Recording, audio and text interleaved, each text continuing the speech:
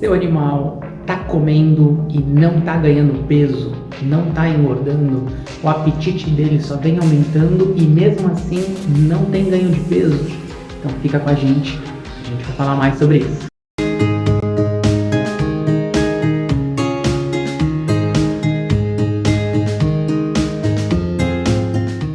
Fala pessoal, tudo bem? Meu nome é Robson, eu sou médico veterinário e proprietário do grupo ZenVet e a gente falando sobre a segunda função do pâncreas. Então a gente vai continuar falando sobre esse órgão que foi abordado no nosso último vídeo, falamos sobre o pâncreas endócrino, com a função endócrina, e aí focamos no diabetes, e agora a gente vai estar falando sobre o pâncreas exócrino. E aí quando a gente fala de pâncreas exócrino, a gente está falando da função dele na digestão, tá? Então primeiro vamos entender sobre essa função que também é de extrema importância do pâncreas. E em segundo momento a gente vai estar falando sobre a principal doença que acomete essa função, que é a insuficiência pancreática exócrina, ou conhecido aí popularmente como a IPE, tá? Então vamos entender um pouquinho melhor. Para isso, pessoal, a gente já pede aquela atenção no like, então se inscreva no nosso canal se ainda não é inscrito, curta o nosso vídeo, é muito importante para o YouTube entender e continuar entregando esse vídeo para o máximo de pessoas possível. Então é uma forma de conseguir engajar o nosso trabalho, de conseguir motivar a nossa equipe para a gente continuar entregando um material de qualidade para vocês, tá? Então curta nosso vídeo, compartilhe, se inscreva no canal, dá essa atenção para nós que é extremamente importante. Pessoal, insuficiência pancreática exócrina, o pâncreas, além da função endócrina que a gente já conversou no último vídeo, ele tem a função exócrina, tá? Endócrina, quando ele tem uma função, quando ele produz ali enzimas e substâncias para dentro da circulação, e exócrina para fora da circulação, tá? Então no caso, neste caso em específico desse vídeo, a gente vai estar falando dessa função exócrina, que é onde o pâncreas produz enzimas que atuam no processo de digestão do animal, tá? Então vamos entender. O alimento entrou, o animal está ali ingerindo o alimento, o alimento ele vai seguir o percurso dele normal no trato gastrointestinal, vai passar pelo esôfago, vai ser digerido no estômago, e do estômago ele vai começar a passar para o intestino. E aí o pâncreas, ele, além de ser responsável por produzir enzimas digestivas, como por exemplo a amilase, lipase, enfim, além de ser responsável por essa função, digerir lá o amido, digerir a gordura, enfim, o pâncreas, ele precisa estar saudável para produzir essas enzimas, E em paralelo à produção dessas enzimas, a gente tem a produção também de bicarbonato.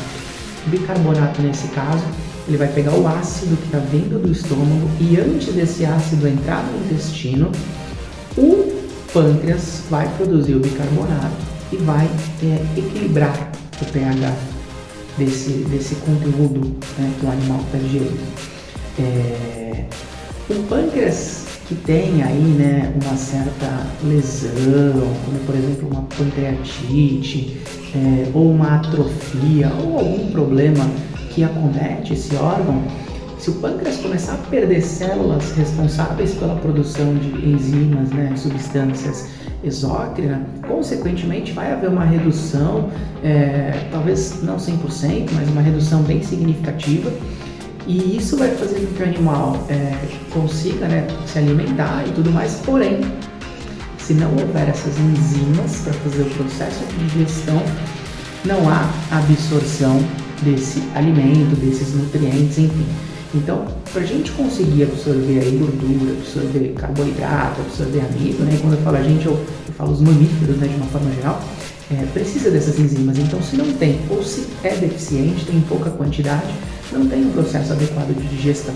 Vai fazer com que o animal tenha muita fome, porque se ele não está absorvendo nutrientes, então o organismo vai entender que se o animal não está comendo, ele precisa aí ter esse start de se alimentar. Mas na verdade o animal ele está comendo, só não está tendo a absorção. Por isso que o animal sente uma fome com bastante frequência.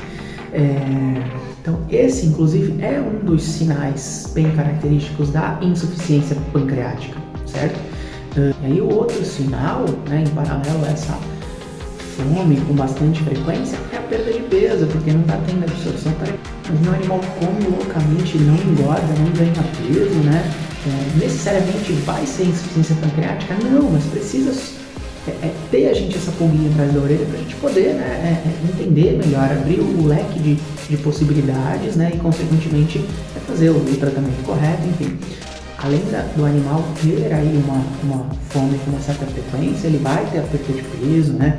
Ele vai ter alteração nas fezes, porque os nutrientes que ele está comendo está sendo perdido nas fezes, então aumenta a quantidade de fezes, se é que não está tendo absorção.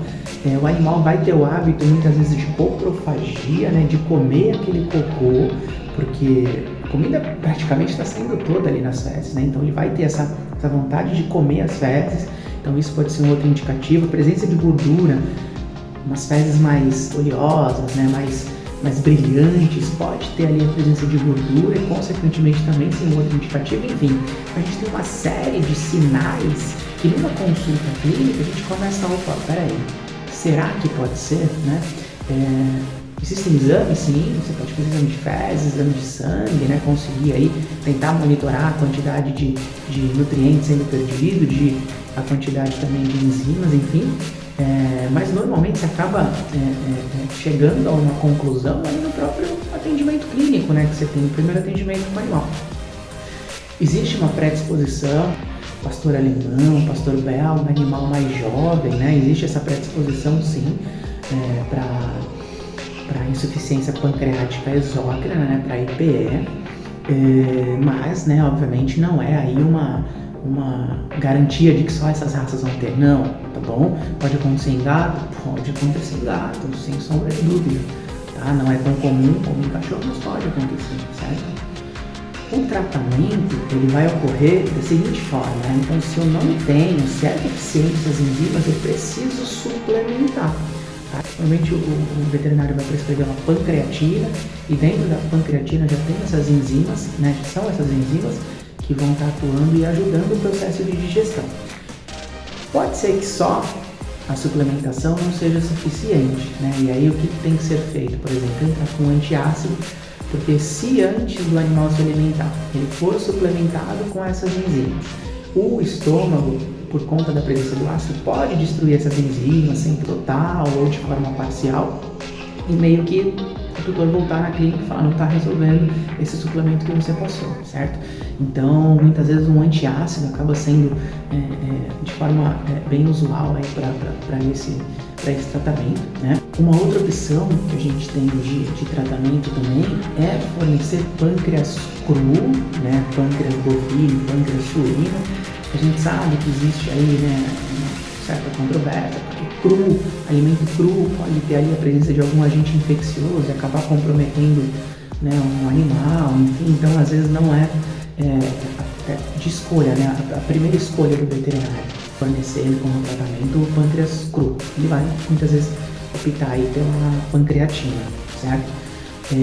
E vai ser ao longo da vida do animal, né? Você consegue aos poucos ir monitorando, né? De repente o organismo consegue fazer aí um processo de autorregeneração de algumas células, isso ser melhorado com o passar do tempo, né? Existem outras opções de tratamento, inclusive célula-tronco e tudo mais. Então, normalmente é para o resto da vida, mas é legal o acompanhamento, talvez a redução, né, da suplementação de pancreatina ou de pâncreas cru, enfim, então tem que ser acompanhado, obviamente, pelo médico veterinário da sua confiança, tá? Então é isso, pessoal, acho que vale a atenção, né?